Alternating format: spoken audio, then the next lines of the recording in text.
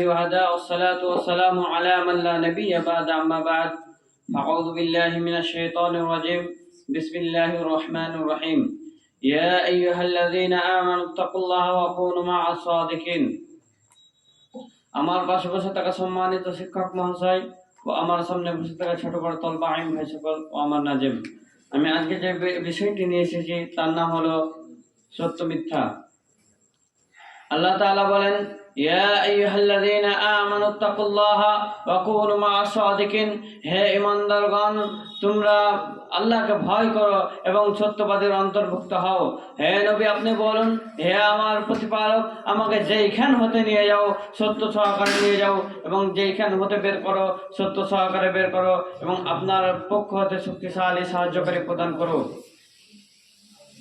اذكروا في الكتاب إبراهيم إنه كان صديقا نبيا, আর তুমি কিতাবে ইব্রাহিম আলাইহিস সালামকে স্মরণ করো, নিশ্চয় তিনি সত্য নবী ছিলেন। ফালা তুতিল মুকাজ্জিবিন, কাজেই তুমি মৃত্যুকে মানবে না। ওয়ালা তুতি কুল্লা হাল্লাফিন মাহিন হাম্মাদিম মাসাইম বিনামিন, তুমি এমন ব্যক্তিকে মানবে না যে বেশি গুরুত্বহীন এবং বেশি বেশি মিথ্যা কসম করে, চুগলখড়ি করে বেড়ায়, অভিশাপ দেয়, ভালো কাজে বাধা প্রদান করে। বুরাইদা রাদিয়াল্লাহু তাআলা আনহু হতে বর্ণিত, তিনি বলেন রাসূল সাল্লাল্লাহু আলাইহি ওয়াসাল্লাম বলেছেন, তুমি মুনাফিক ব্যক্তিকে নেতা হিসেবে গ্রহণ করবে না। আর যদি কোনো ব্যক্তি মুনাফিক নেতাকে নেতা হিসেবে গ্রহণ করে তাহলে সে তার প্রতিপালককে অসন্তুষ্ট করলো।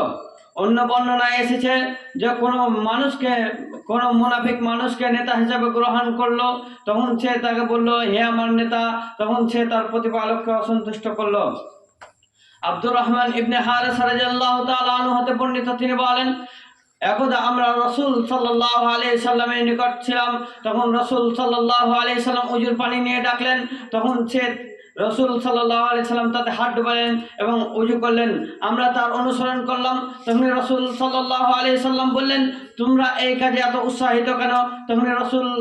তখন আমরা বললাম, এটা আল্লাহ ও তার রাসূলের ভালোবাসা।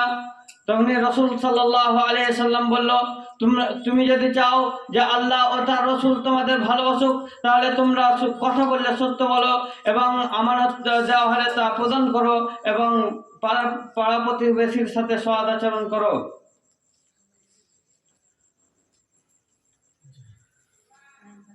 আবু হুরায়রা রাদিয়াল্লাহু তাআলা আনহু হতে বর্ণিত, তিনি বলেন রাসূল সাল্লাল্লাহু আলাইহি ওয়াসাল্লাম বলেছেন, যে তার মা বলল আসো নাও, অতঃপর সে তাকে কিছুই দিল না, সে একজন মিথ্যুক মহিলা। আবু বকর সিদ্দিক রাদিয়াল্লাহু তাআলা আনহু হতে বর্ণিত, তিনি বলেন রাসূল সাল্লাল্লাহু আলাইহি সাল্লাম বলেছেন, তোমরা সত্য গ্রহণ করো, সত্য নেকির সাথে রয়েছে, উভয় জান্নাতে যাবে। আর তোমরা মিথ্যা থেকে বেঁচে থাকো, কেননা মিথ্যা পাপের সাথে রয়েছে, উভয় জাহান্নামে যাবে।